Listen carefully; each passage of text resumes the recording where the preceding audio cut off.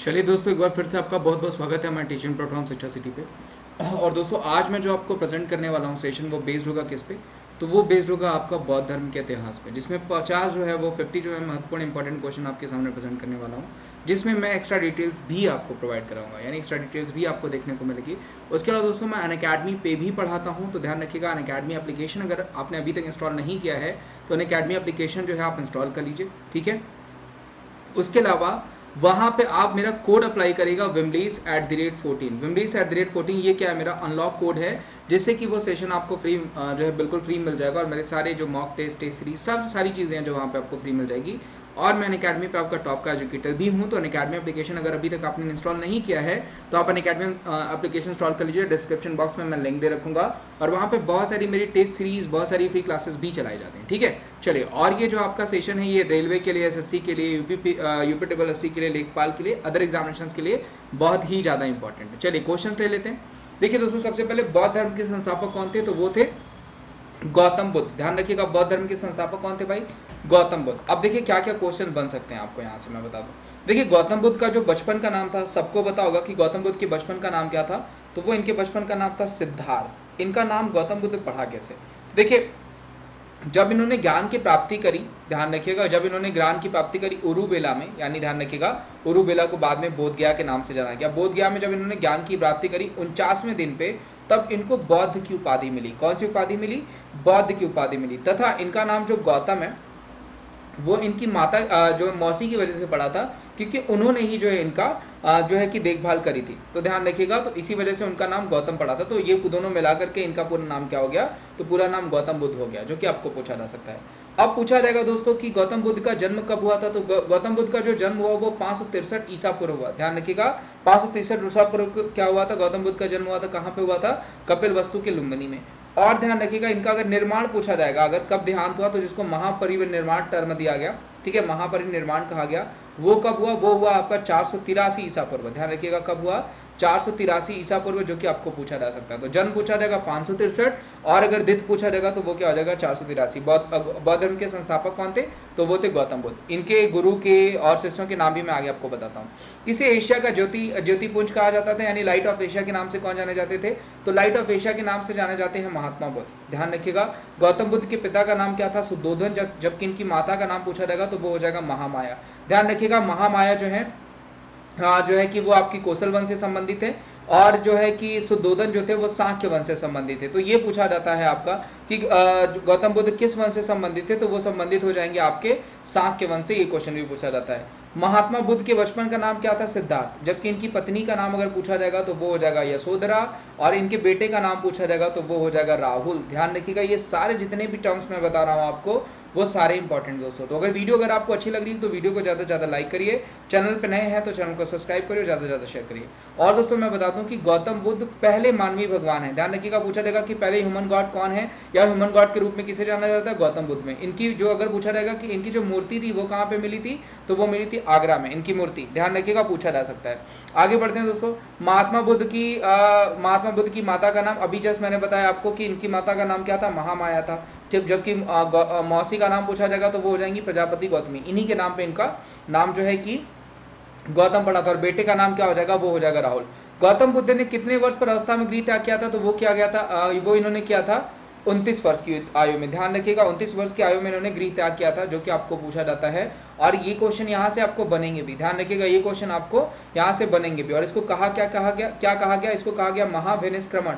इनके गृह त्याग को हमने क्या कहा? तो वो कहा हमने महाविनिष्क्रमण। देखिए नीचे भी लिखा हुआ है, महात्मा बुद्ध के गृह त्याग की घटना क्या कहलाती है? तो वो महाविनिष्क्रमण कहलाती है। महात्मा बुद्ध ने अपना प्रथम गुरु किसको बनाया? अलार कलाम को। जबकि दूसरे गुरु कौन थे? तो वो हो जाएंगे रुद्रक। और पूछा जाएगा दोस्तों कि बौद्ध धर्म का प्रचार प्रसार का केंद्र क्या था? तो वो हो जाएगा मेनली मगध। ध्यान रखिएगा, बौद्ध धर्म में प्रचार प्रसार का केंद्र था, जो कि आपको पूछा जा सकता है। आगे बढ़ते हैं। बुद्ध के दूसरे गुरु का नाम अभी जस्ट मैंने बताया, पहले गुरु हो जाएंगे आपके जो है अलार कलाम, दूसरे गुरु क्या हो जाएंगे? रुद्रक। 5 ब्राह्मणों को बुद्ध ने अपना शिष्य कहाँ बनाया? उरुबिला। उरुबिला को बाद में किस नाम से जाना गया? बोध गया। ध्यान रखिएगा, कौंडिल्य हो गया, वप्पा हो गया, भदिया, अस्कागी और महानामा, ये 5 शिष्यों के नाम थे। जबकि आपको पूछा जाता है मेनली आपको कि कोल्लक और तपाशु, ठीक है। कोल्लक और तपाशु जो है किसके शिष्य थे, तो वो इनके शिष्य हो जाएंगे, जो कि आपको पूछा जाता है। ठीक है, किस वृक्ष के नीचे इन्होंने कठिन तपस्या कर ज्ञान की प्राप्ति करी, ठीक है, तो वो क्या हो जाएगा आपका पीपल के पेड़ के नीचे, जिसको बाद में बोधि वृक्ष कहा गया। ठीक है, कहाँ पे था, बोध गया में, जिसको बाद में बोधि वृक्ष के नाम से जाना जाएगा। ज्ञान प्राप्ति के बाद सिद्धार्थ को क्या कहा गया, तो ज्ञान प्राप्ति के बाद इनको सिद्धार्थ को क्या कहा गया, गौतम बुद्ध, यानी गौतमी इनकी मौसी के नाम से, और ज्ञान प्राप्ति जो 49वें दिन हुई थी इनको, तो उससे बुद्ध की जो है कि इनको उपाधि मिली थी। गौतम बुद्ध को अपने ज्ञान की प्राप्ति किस रात्रि को हुई, तो वो हुई थी वैशाख पूर्णिमा की रात्रि को। ध्यान रखिएगा, इसको सेलिब्रेट भी किया जाता है। ठीक है, आगे बढ़ते हैं।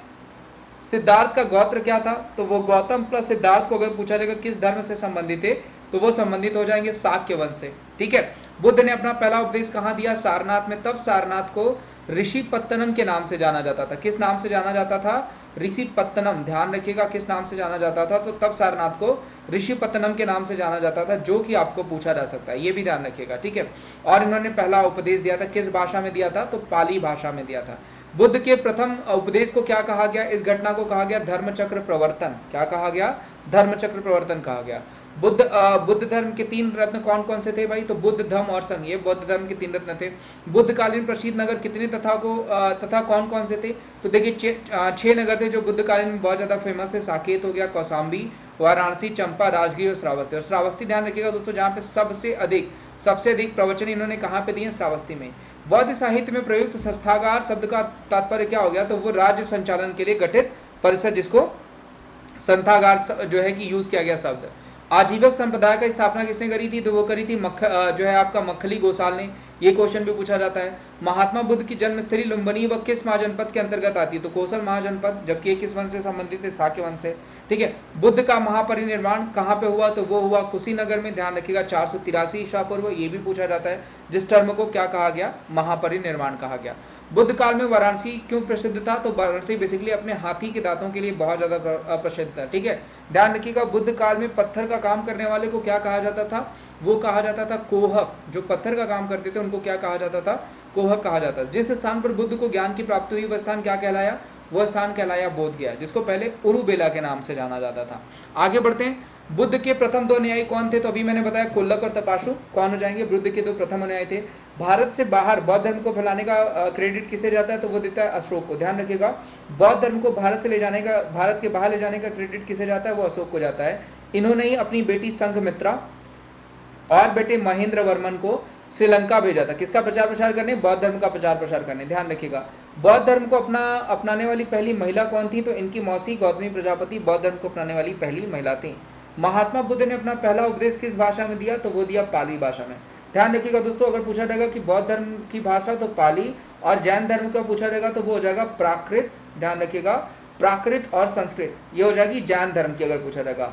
महात्मा बुद्ध ने तृष्णा की घटना को क्या कहा था, तो तृष्णा की घटना को इन्होंने निर्माण कहा था। बुद्ध की प्रथम मूर्ति कहाँ बनाई गई, देखिए सही कर लीजिएगा, वो मैंने आगरा बोल दिया, वो मथुरा हो जाएगा। ठीक है, मथुरा में सर्वाधिक मूर्ति, और इनकी जो है गांधार शैली में बनाई गई, वो सही कर लीजिएगा, मथुरा में बनाई गई। ठीक है, जो पहली मूर्ति उनकी मिली थी गांधार शैली में, वो कहाँ पे मिली थी, वो मथुरा में मिली थी। और आगरा में बेसिकली मेरे दिमाग में चल रहा था बाबर वाला क्वेश्चन, बाबर को पहली बार वहां दफना गया था आगरा में। ठीक है, सबसे अधिक संख्या में बुद्ध की मूर्तियों का निर्माण किस शैली में किया गया, तो वो किया गया गांधार शैली में। इसी तरह दोस्तों पूछा जाएगा कि आपको राम मंदिर जो अभी बन रहा है अयोध्या में, वो किस शैली में, तो वो हो जाएगा नागर शैली में। ठीक है, वैशाख पूर्णिमा किस नाम से विख्यात है, तो बेसिकली बुद्ध पूर्णिमा के नाम से जो है कि वैशाख पूर्णिमा को जो है कि आगे जाकर के उसको विख्यात किया गया, उसको फेमस किया गया। महात्मा बुद्ध ने किसकी प्रामाणिकता को नकार दिया, तो इन्होंने वेदों की प्रामाणिकता को नकार दिया था। ठीक है, कुल बौद्ध संगीतियों का आयोजन कितनी हुई, तो वो हुई 4। ध्यान रखिएगा, ये चारों ही पूछे जाती हैं। एक अजातशत्रु हो जाएंगे, अजातशत्रु के शासनकाल में हुई। ठीक है, उसके अलावा कालाशोक के शासनकाल में हुई, फिर आपका जो है अशोक के शासनकाल में हुई, फिर आपका कनिष्क के शासनकाल में हुई। ये चारों आपको पूछे जाते हैं, वो मैंने पढ़ा रखे हैं। अशोक को बौद्ध धर्म से दीक्षित किया किसने, मोगलीपुत्तुष ने। और बौद्ध धर्म अगर पूछा जाएगा अशोक किससे प्रभावित होकर के इन्होंने बौद्ध धर्म ज्वाइन किया था, तो उपगुप्त से प्रभावित होकर के, ये भी ध्यान रखिएगा। और जो है कि जो अशोक ने करा था जो है कि जो उनके साम्राज्य में जो बेसिकली बौद्ध संगीति हुई थी, उसके अध्यक्ष पूछा जाएगा तो वो मोगलीपुत्तुष हो जाएंगे, जो कि आपका पाटलिपुत्र में हुआ था। प्रथम बौद्ध संगीति कहाँ हुई, जब किस अध्यक्षता में हुई, तो प्रथम बौद्ध संगीति जो हुई थी वो राजगिरी में हुई थी, सप्तवर्णी गुफा में, और महाकश्यप की अध्यक्षता में हुई थी। और ये कराया किसने था, तो ये कराया था अजातशत्रु ने, जो कि आपको पूछा जा सकता है। ध्यान रखिएगा, अच्छा क्वेश्चन है। और देखिए वो दे भी दिया गया, प्रथम बौद्ध संगीति अजातशत्रु के शासनकाल में हुई जो कि हर्यक वंश से संबंधित है, जबकि हर्यक वंश का संस्थापक पूछा जाएगा बिंबिसार। प्रथम बौद्ध संगीति का उद्देश्य क्या था? तो प्रथम बौद्ध संगीति के 2 पिटक थे, विनय पिटक तथा सुत्त पिटक में संकलित करना। द्वितीय जो है बौद्ध संगीति कहाँ पे हुई भाई? वो वैशाली में हुई। किसके शासनकाल में? कालाशोक के शासनकाल में। अध्यक्षता किसने करी थी? सवाकामी ने करी थी। ये भी ध्यान रखिएगा। देखिए ये भी दे दिया गया जो कि शिशुनाग वंश से संबंधित था।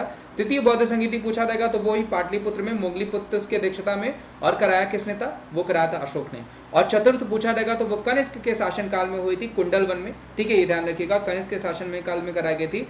अध्यक्ष पूछा जाएगा तो वो हो जाएगा वासुमित्र, वो हो जाएंगे वासुमित्र, और उपाध्यक्ष पूछा जाएगा तो अश्वघोष। और चतुर्थ बौद्ध संगीति जो किसके शासनकाल में हुई थी? तो वो जो है कि कनिष्क के शासनकाल में हुई थी।